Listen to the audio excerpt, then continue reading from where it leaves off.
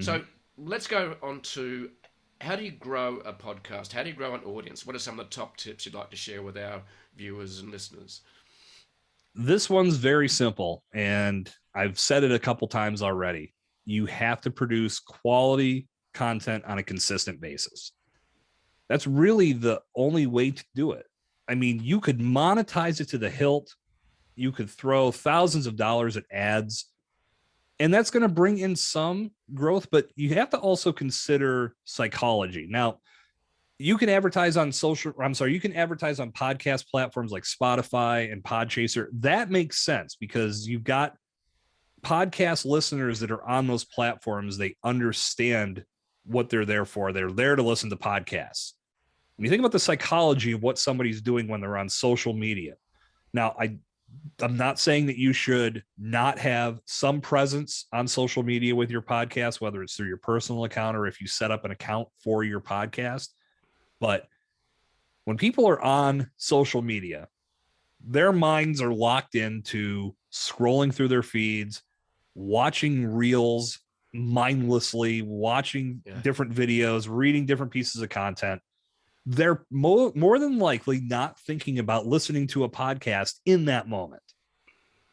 So you'd have to have the most engaging, mind-blowing piece of content that hits somebody's screen to make them say, ooh, this looks great. I'm going to go jump over to my podcast app. I'm going to start listening to this podcast. You're talking about a complete shift in their behavior. The best you can hope for is that, at least in my opinion, now I'm not saying that there's no blanket over all of this. You might get somebody to do that, but it's rare.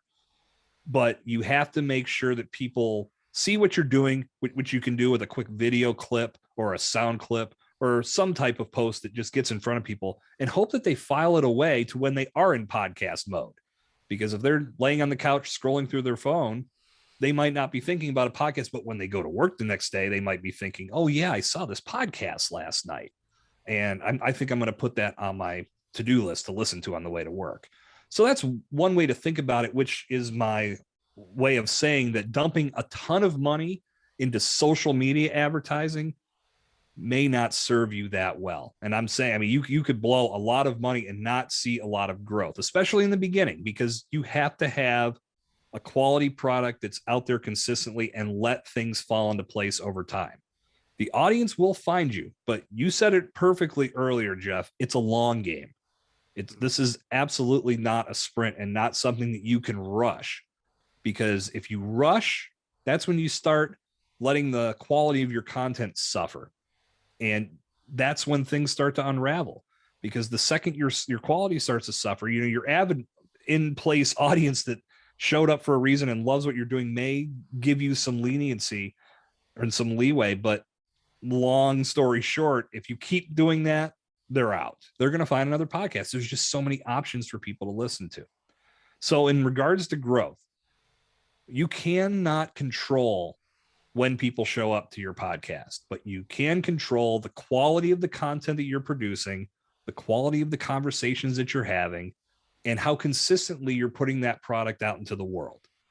Like I said before, don't miss dates. If you're coming out on Thursday, make sure you're there on Thursday so the people that have worked you into their schedule can continue to be served by what you're giving them. Yeah.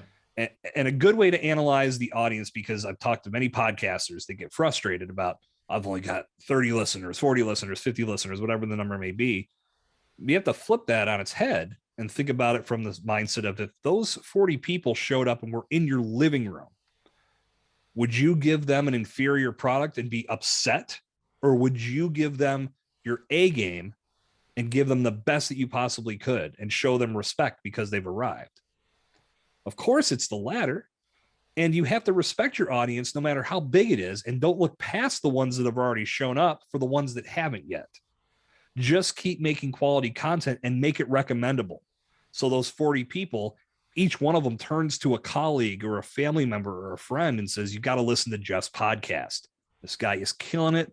He's got great guests. I'm learning so much. You need to listen. If all 40 of those people do that and tell one person, now you've got 80 listeners. And then that exponential growth starts to kick in. And that's where you'll seriously start to see growth. That takes time, but if you're committed to your project, you're going to see it. And That's the biggest thing to think about when it comes to growth.